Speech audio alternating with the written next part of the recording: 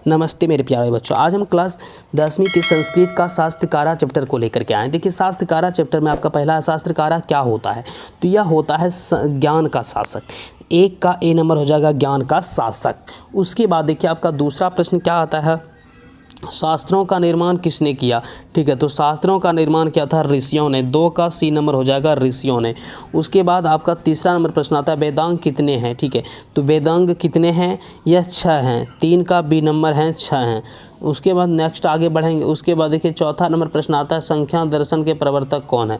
ठीक है, तो संख्या दर्शन के प्रवर्तक कपिल हैं। 4 का सी नंबर हो जाएगा कपिल हैं।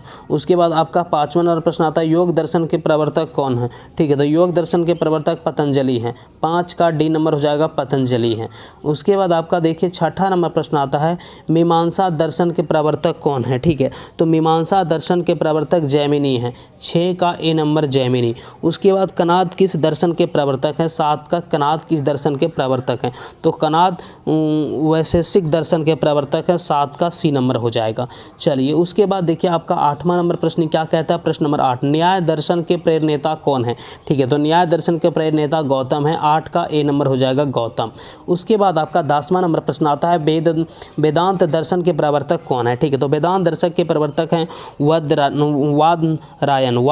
ठीक है, वादरायण 9 का ए नंबर हो जाएगा।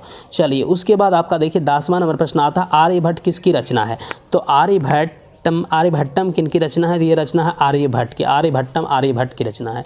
ठीक है, उसके बाद देखिए आपका 11वां प्रश्न आता है चरक संहिता के रचयिता कौन है, तो चरक संहिता के रचयिता है चरक ही तो हैं। 11 का सी नंबर हो जाएगा। उसके बाद आपका 12वां नंबर देखिए प्रश्न आता है खगोल विज्ञान और गणित किस शास्त्र के अंतर्गत है। खगोल विज्ञान और गणित यह ज्योतिषशास्त्र के अंतर्गत है। 12 का डी नंबर। ठीक है, उसके बाद 13 नंबर देखिए प्रश्न क्या कहता है कामसूत्र के लेखक कौन है। ठीक है, तो कामसूत्र का लेखक है वत्सायन।